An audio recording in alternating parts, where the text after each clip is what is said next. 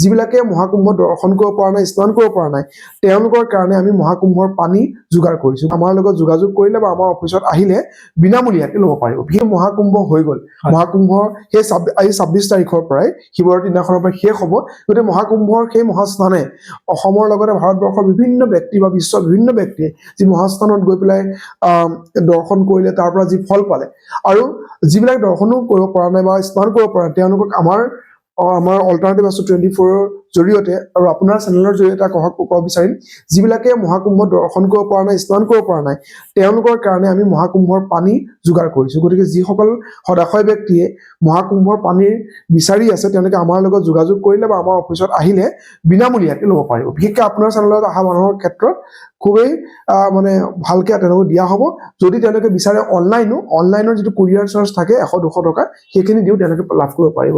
গতিকে এই সময়খিনি ভাৰতবৰ্ষৰ কাৰণে এটা বহুত ডাঙৰ দিন, সোণালী আখৰে লিখা থাকিব সেই মহাকুম্ভৰ এই 50-60 লাখ মানুহ যিখিনি হৈছে। গতিকে সেই মহাকুম্ভত, এই মহাশিৱৰাত্ৰিৰ এই পবিত্ৰখনত যিখিনি হৈছে, সকলোৰে ভালেই হ'ব বুলি আমি বিশ্বাস কৰোঁ।